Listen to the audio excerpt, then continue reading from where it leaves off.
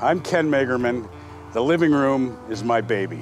The concept of the living room was to provide a platform for singer-songwriters, blues artists, roots musicians. Listening to an artist that has something to say in a bar is very difficult. These guys are up there spilling their guts out, and no one was paying attention. I mean, full-on conversations.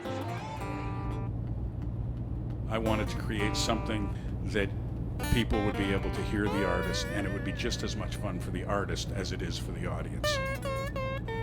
Whether you've heard of the artist or not, the fact that they're playing this room, it's worth checking out. And where else are you going to have an experience that's this up close and personal?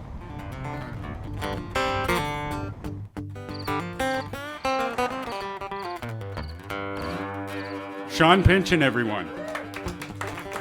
Well, I know my baby, she gonna jump and shout when that train rolls in, Lord, and I come walking out.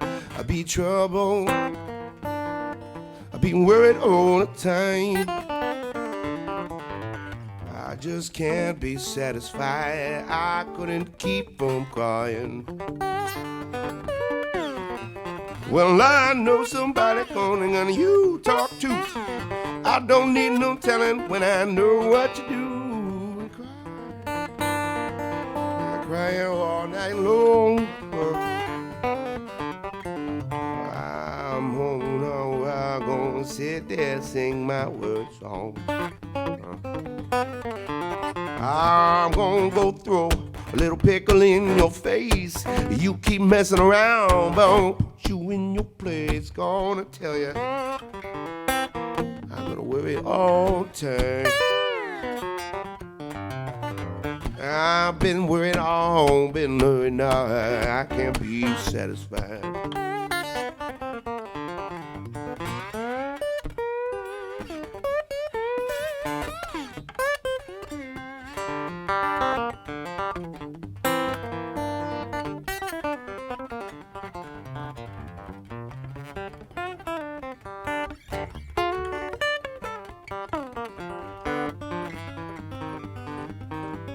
I know somebody you've been talking to, and I don't need no telling when I know what you're putting me through.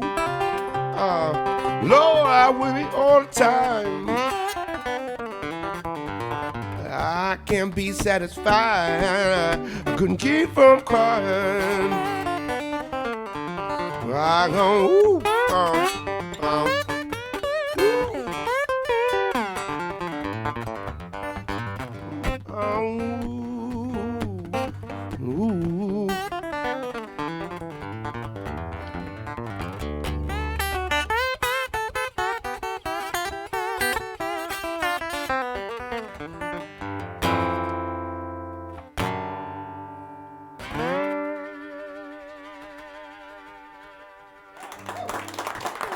Thank you.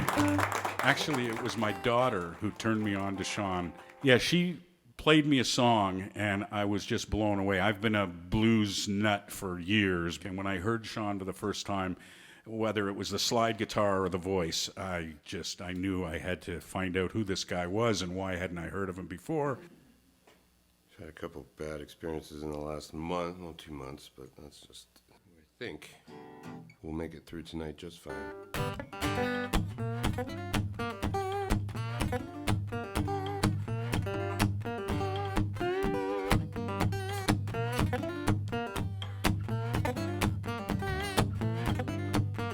I've got a broken down automobile, I can't afford it.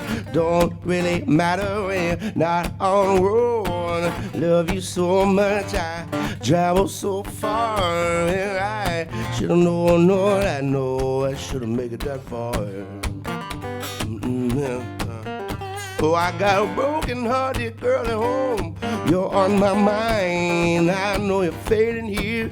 Tell me you're fine. I love you so much, and I travel so far. Oh, I should have known I never make it that far. I want to find out a little bit about your motivation to the blues. where you came from. I have an older sister that listens to like a lot of music. I think hearing like the Nirvana Unplugged album, I think it was the Lead Belly tune. And I didn't know who Lead Belly was or David Bowie was, I didn't know anything about that. So I just considered them all Nirvana tunes. That was the first time I'd really enjoyed anything like that. I'm gonna beat up old guitar, and it's my best friend. I play it every night since the day we met. And I traveled so far, and I drove so far, and I should've known I never make it that far. I should've known, never make it that far. Ooh, oh yeah. I should've known, I never make it that far. Ooh.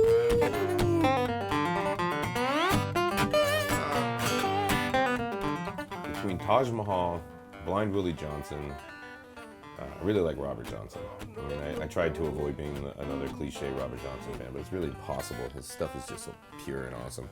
I grew up listening to Lead Belly. I always wish he played slide. That was the one thing he didn't do for me. And so it got me into Blind Willie Johnson, which was probably the pinnacle player for me. I would think like he would be my desert island blues man. Oh, okay.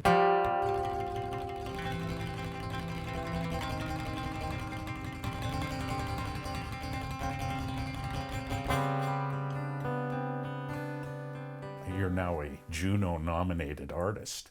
For Best Blues Album of the Year, Monkey Brain. Did you find that you got more gigs because of it, or more? Yeah, for a time, yeah. Yeah? For a time. You can't just sit on one Juno nomination. I think I'd need to get another in order for that to keep going. Having to play in a bar, and I have a little experience with that because I've played in a trio that we've played bars. And how do you deal with the fact that, you know, a lot of that audience is not there for the music? But it really depends on how courageous you feel. I mean, if you really push yourself, you can control that room. You certainly have to be able to sell it a little bit. Well, I work every day from a 9 to 5. I got 3 other jobs, Lord, and I'm late all the time. I gotta move, yeah, so I get paid. I got change in my pocket, you know I feel okay. I got rent due on first, well now phone bill on the night. Credit card people keep calling me all the time. I gotta move, I gotta get myself paid, Lord. I got change in my pocket, you know, and no, I don't know what I'm supposed to do. Why do you think it's important that rooms like the living room exist? So that you have a purpose to continue writing and growing as an artist. Places here you can take chances or play instruments you don't normally get to play. The set list would be different here than it would be at totally. You know, no knocking on heaven's door here. None of that.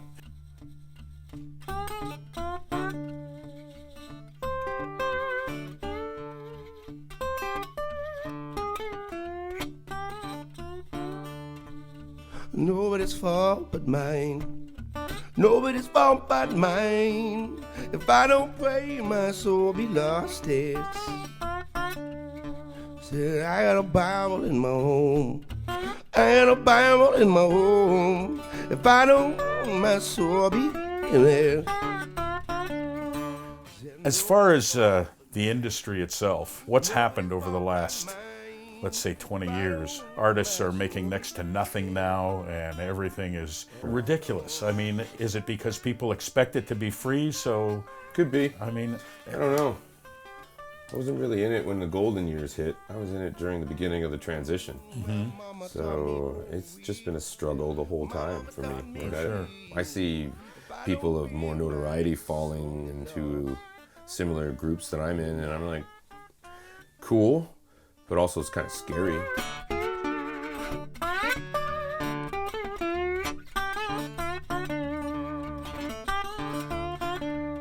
I said nobody's fault but mine. Nobody's fault but mine. If I don't pray, my soul be lost. If I don't pray, my soul be lost. If If I don't pray, my soul be lost. If I don't pray, my soul be lost. It's nobody's fault but mine.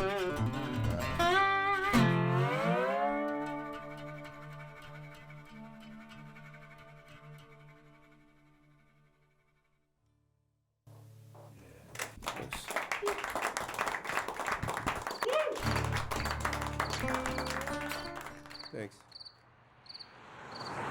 Thanks for having. This is the first show I played in 3 weeks without having a crying fit. It's literally 2 days after I turned 38. I canceled 50 shows and got a job. So screw you, randomness. I got this. Got my old job back that I quit 6 years ago to tour. Last year I burnt out on the road pretty bad. I did like 59 days driving across Canada. 2 different spouts. The first one was like, man, this is going to be great. Second one was like, what the hell am I doing? It's been a nice change to not be surrounded by alcoholics all the time and construction at 3 in the morning. It's a whole other type of rush hour, people. There's one lane with nothing but transport trucks. And I won't do it anymore. One of my favorite songs, and you've done it at one of the previous shows, and I'm hoping you do it tonight as well, is Dirt Poor. Oh, I do that a lot, yeah. That song is directly based off a complaint from me asking for a little handout when I was making Rust Bucket. So That was a great album. it was a cool album, you know. Really But that one I Rust paid for Bucket. mostly myself. Kept insulting me on the Kickstarter, and then emailed me a bunch of things like "Go get a job," blah blah blah, and I was like, man, I don't even know who this guy is. Like, he may have been a harmonica player I didn't let up to play once. I don't know. And I was just like, man, this is a pain in the butt asking for like people to help me. So fueled the lyrics to that song. Don't wanna be dirt poor anymore. I don't know what I'm gonna do. Don't wanna be dirt poor anymore. I don't know what I'm gonna do. Well, I got change in my pocket, Lord, I feel so blue. You keep nagging me, baby, saying, boy, get behind the mule. You keep nagging me, boy, saying, I get behind the mule. I said, I color you so bad, I don't know what I'm gonna do. I keep working.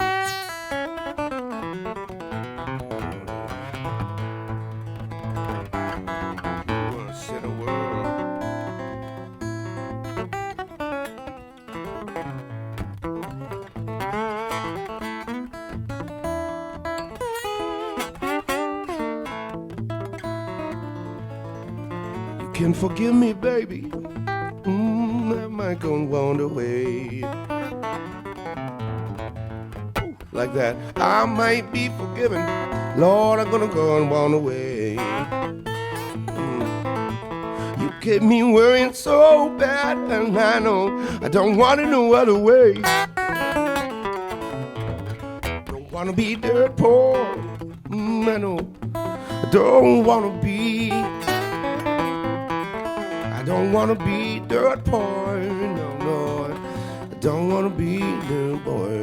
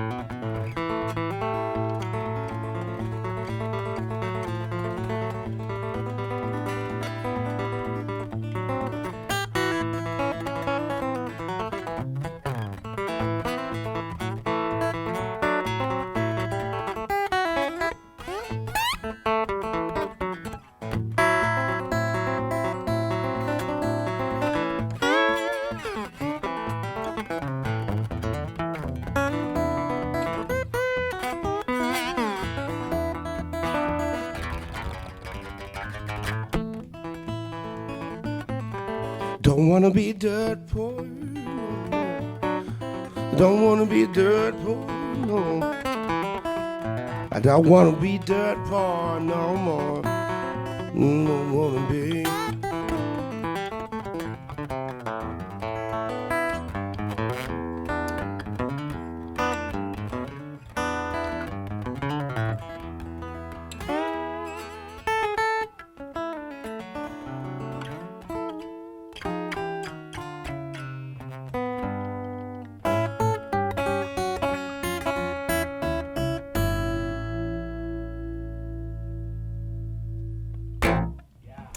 Thanks. That's why I play that song a lot. I'm not rich yet, but I'm in spirit very wealthy. There you go.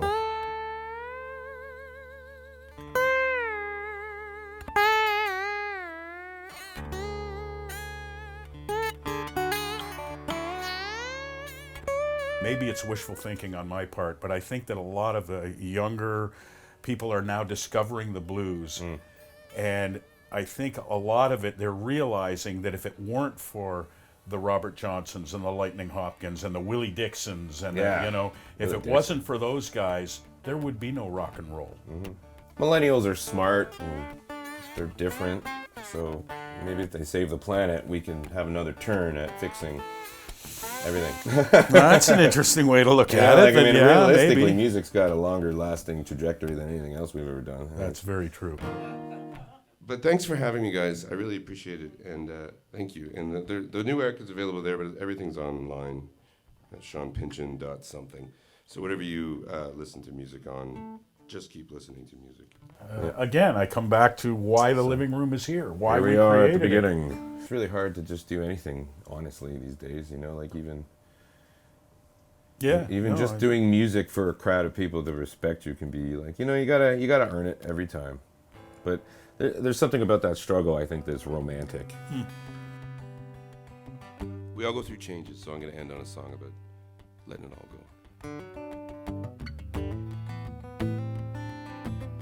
I didn't write this song, but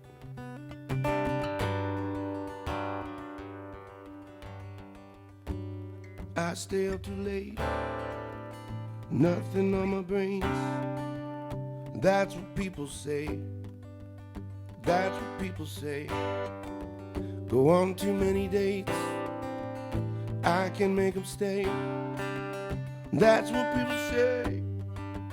That's what people say. And I keep cruising, can't stop, won't stop moving. It's like I've got music in my body, say it's gonna be alright. And the player's gonna play, play, play. The hater's gonna hate. I'm just gonna shake. Shake it off, shake it off. Heartbreaker's gonna break. Faker's gonna fake. Oh, and I'm just gonna shake. Gonna shake it off, shake it off. I never miss a beat. The great thing about the living room is you're right there, you see them face to face, and you just hear some great music coming at you with no background noise, no nothing. You can hear a pin drop in here. The living room, it's just amazingly intimate there. The music's fabulous, the sound's amazing, and the people are great. You just can't ask for anything better than this. What can we expect in the future? What's next for Sean Pinchin? Hopefully another album that won't take 3 years to make and put me at a house and home to make it. But, we'll still sound good. Well, and I want you to know, Sean, that there will always be a place on our stage for you. We've been in your corner from the beginning. I will continue. I think it's Wave the wonderful. flag. Exactly. Wave the flag.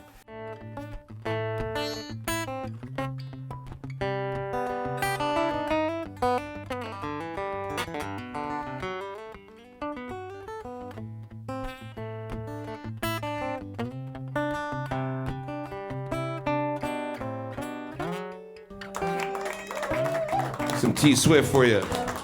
Thanks, guys.